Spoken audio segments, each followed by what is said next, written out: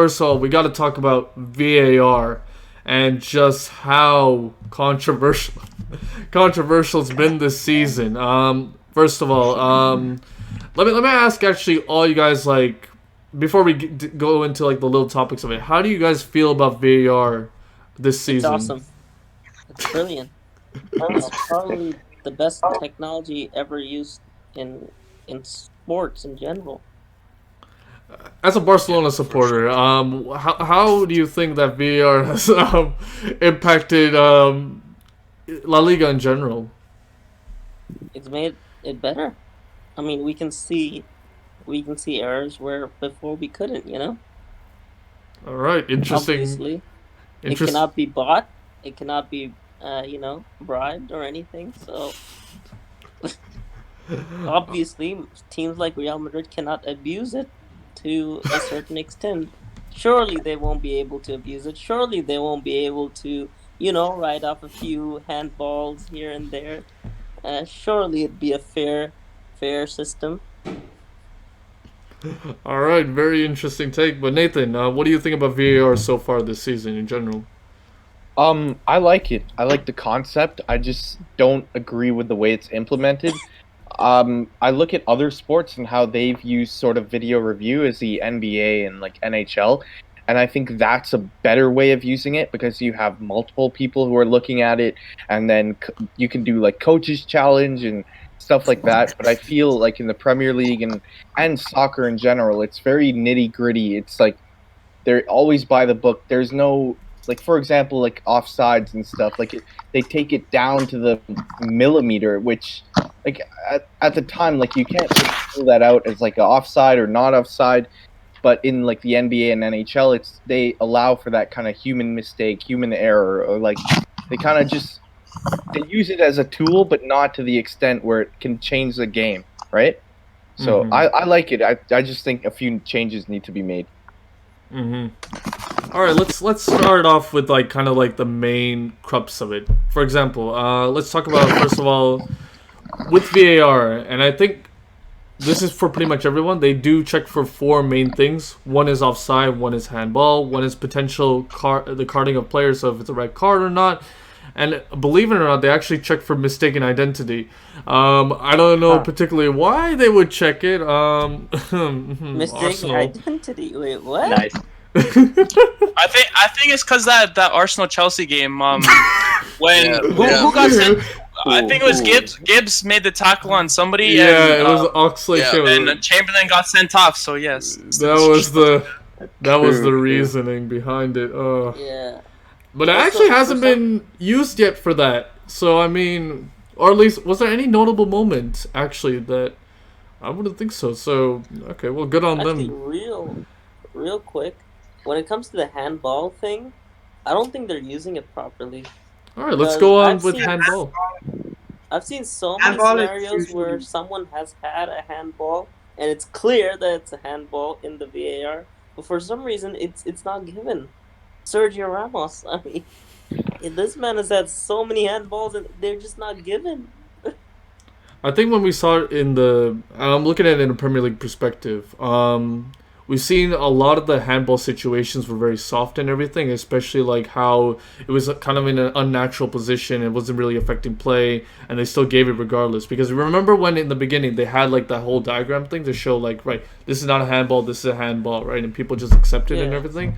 And then it kind of changed later on where they were like, okay, we can't be doing this and everything. So if it's in an unnatural position, um, then it doesn't Ah, count as a handball. But do you think there needs to be a particular change to like the whole handball situation? Like, should it really be more actually, subjective or? absolutely. someone can back me up on this, but I believe it's more to do with FIFA's stupid rules. Because like they changed the handball rule and said that, you know what, this time wherever you're in the box, regardless of how the ball gets to your hand, it's a penalty.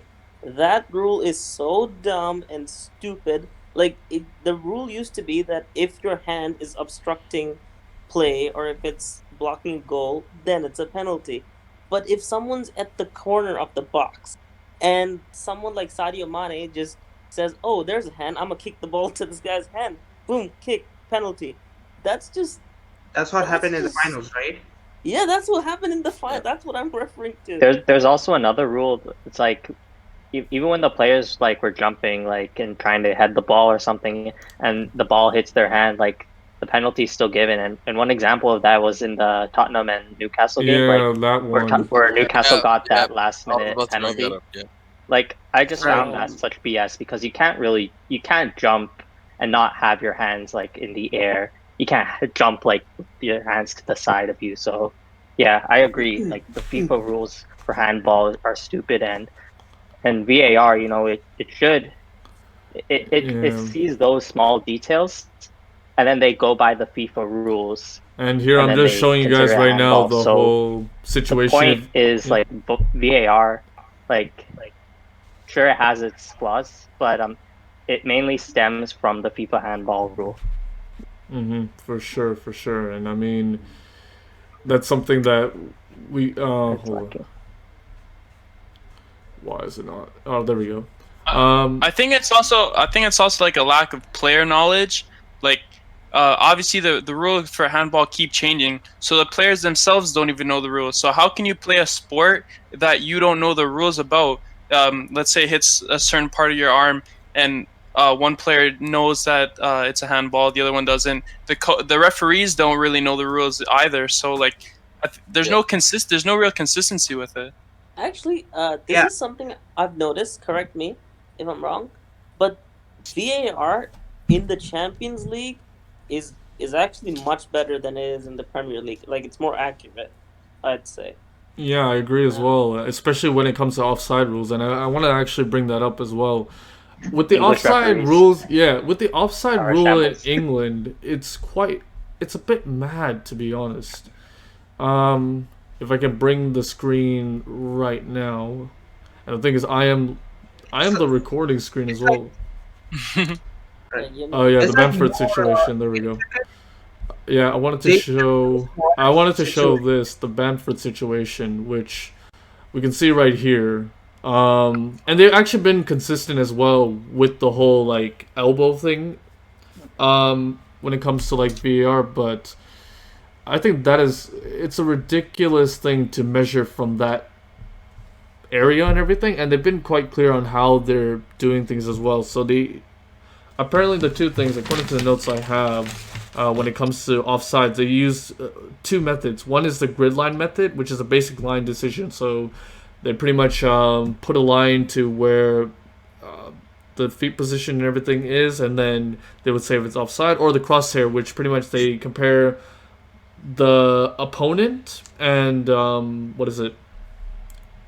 pretty much the attacker and the defender, right, and to see like okay where it's offside and everything.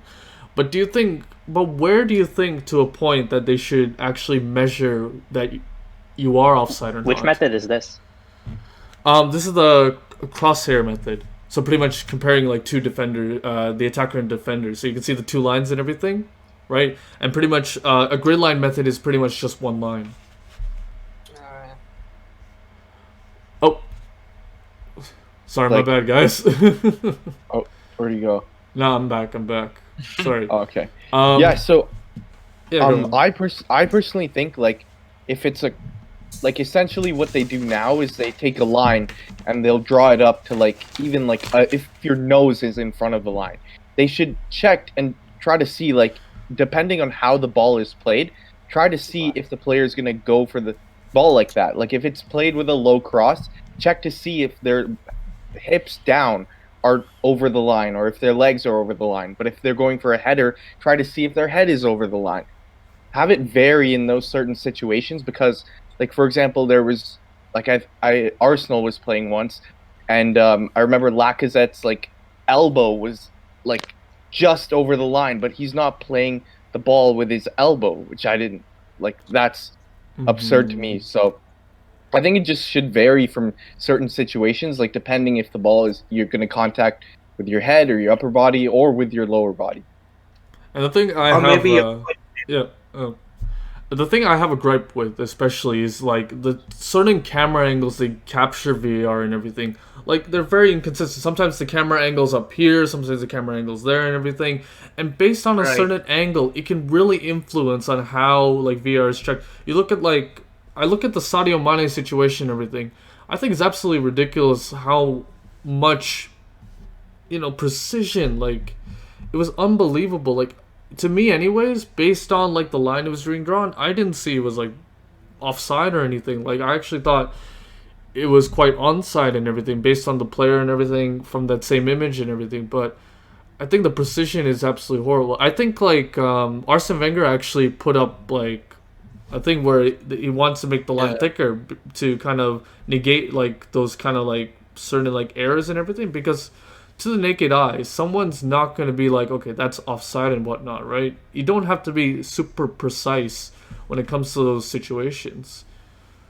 But if we were to make the line thicker, like you'd have to know like how much thicker you would want to make it. So there's like a bit of discrepancy there.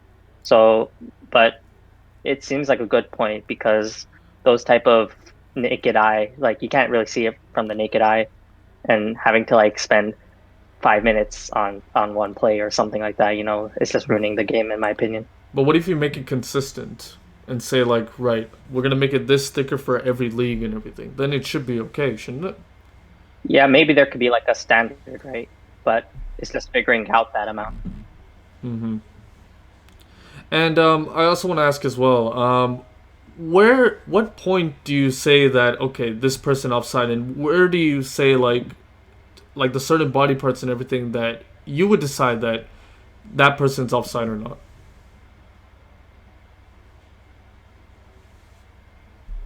I think, like I was saying before, like depends on how they're going to play the ball. You can pretty much tell how a player is going to attack the ball based on their body shape and stuff like that. So, like, how do you tell which body part? Like I said before, if they're going for a header, make sure their head or whatever part of they're contacting the ball that they're making, make sure it's not across the line. But for example, like if their leg or like their elbow is just over the line when they're playing the ball with their feet, like I don't think that should be offside. I think it should be whatever part of your body can be eligible as a goal, that should be deemed offside. Because, for example, that Bamford incident, that part of his arm, he can't score with that part of his arm. So why is he deemed offside?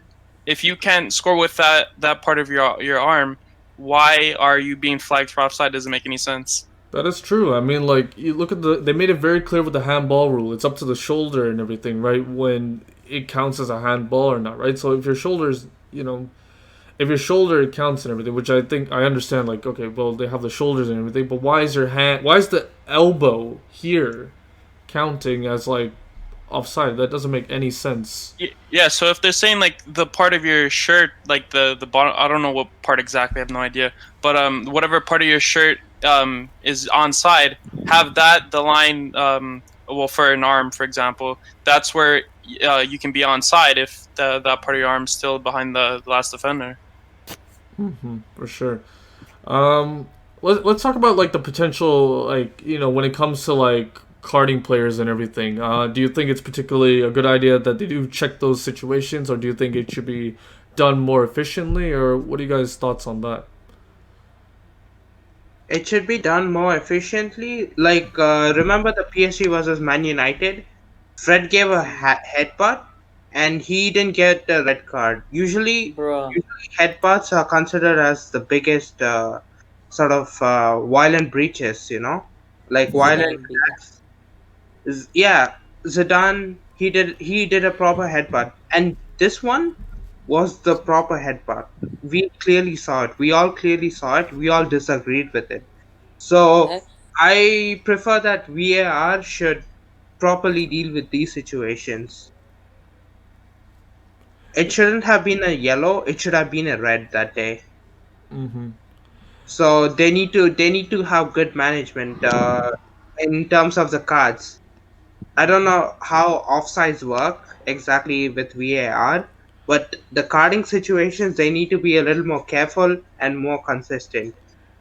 And that actually brings a good point as well. Do you think that referees should get more training, more funding for, like, to train with this technology? Because yet again, it is relatively new and everything, but you would feel that referees should be more comfortable in these situations and whatnot. So some people actually brought. To add, yeah, go on.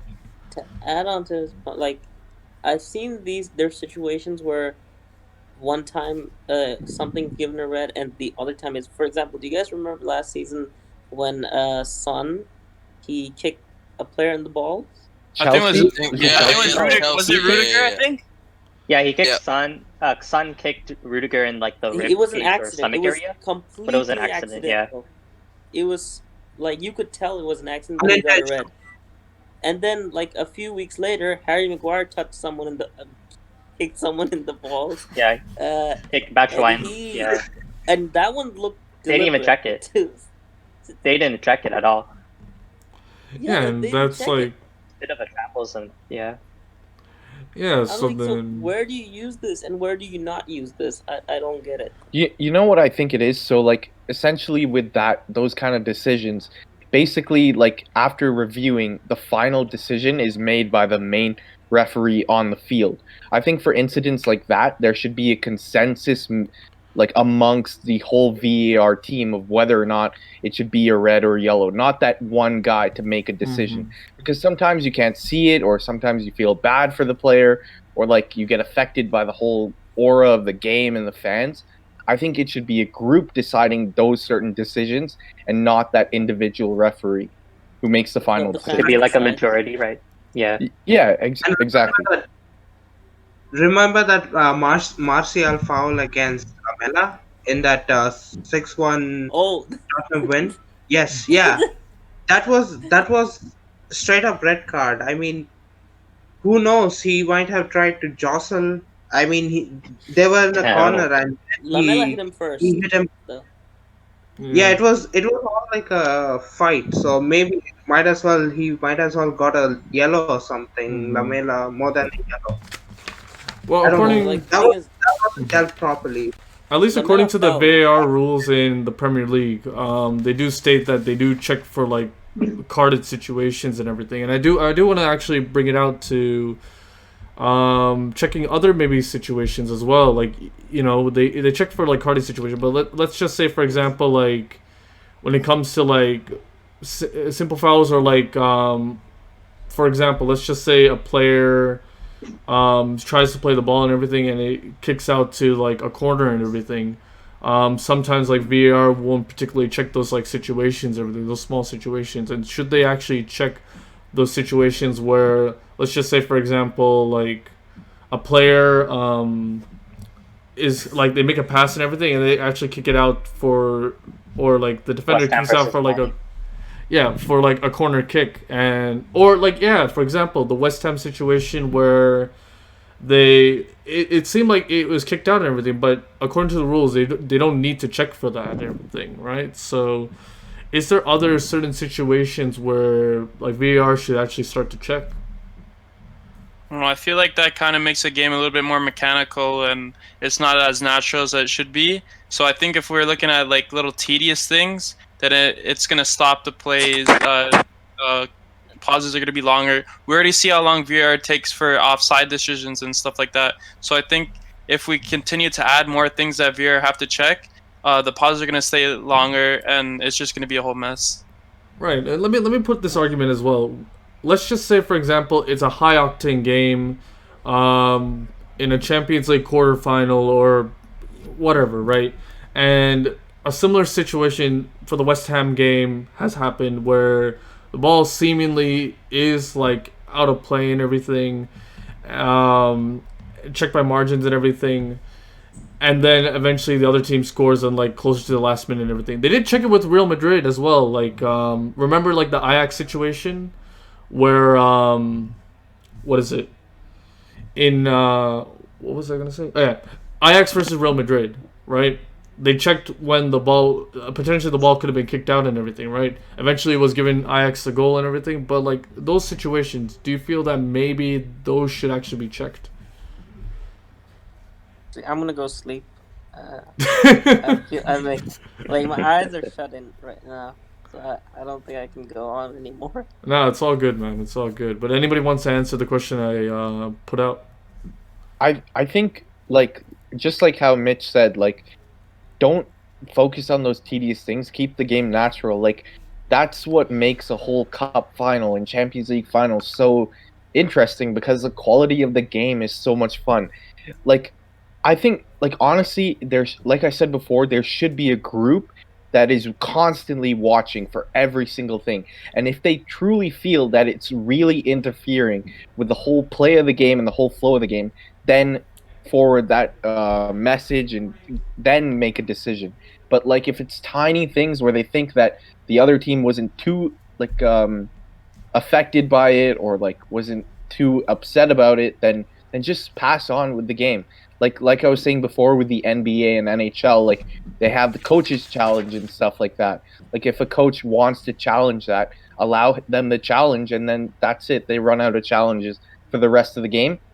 But like in hockey, you get to that way you get to choose of like what decisions you really want to challenge and what you just decide to move on from.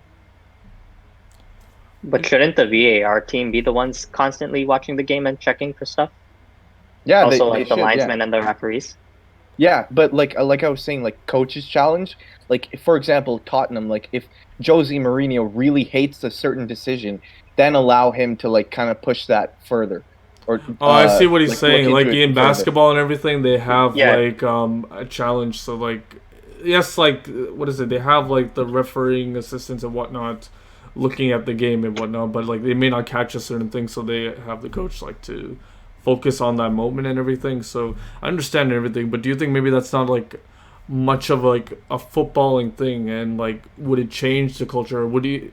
But to Might be change the fair, dynamic of football because, like, you know, basketballs are also linked with like having timeouts and everything. So like this could change that. But I mean, we do also have like a stoppage and injury time. So I don't know, maybe it'd be added to that. But I do like the idea of a coach's challenge too. Mm-hmm. One final thing before we move on to the next topic, though. How do you guys feel that the procedure of checking in terms of VAR should be kind of changed and everything? And what would you particularly change in how it's being, like, I guess, administrated? I think that the referee should be encouraged more to check the actual screen. I think it was last season there was a stat saying that at least like a handful of times referee went through the whole season of the Premier League that they went to go see the screen and check the incident themselves. Even though we were making the points on it should be a group consensus, and that would be more efficient. But if we're leaving the decision to one person, they should be directly viewing what the incident is instead of just listening to it from another team. Like, yeah, that helps, but they themselves have to make the decisions, and just off hearing somebody else's opinion or their insight on the incident shouldn't completely make their decision. Haven't they started doing that in the Premier League though? I think they're checking more, but I think they should check if it's a big VAR decision. They should be on the screen every time so that they can see exactly what's happening. That's what I in my Like opinion. they should make it mandatory, right? Yeah. And do you maybe think the VAR like community should be like closer to like the game and like the gaming area as well? You look at in basketball where they're pretty much right like there and everything, right? Well, in the actual like in the Premier League and everything, they're like they're actually in a separate room and everything, right? So I mean, it may be difficult to actually put it out there, but Not even room. Like sometimes, like like they're in a different building itself. Like you'll have the stadium, and then you'll have your VAR office, like so far away. Like you're saying, like basketball. I think they should be right there in the dugout.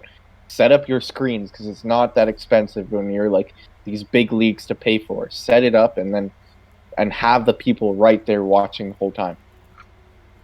Mm-hmm. It's a very interesting topic, and we definitely should talk more about it. So, guys, like, if you guys particularly agree or disagree with these opinions so far in this segment, please comment below and everything. And yeah, let's have this. Let's continue this discussion.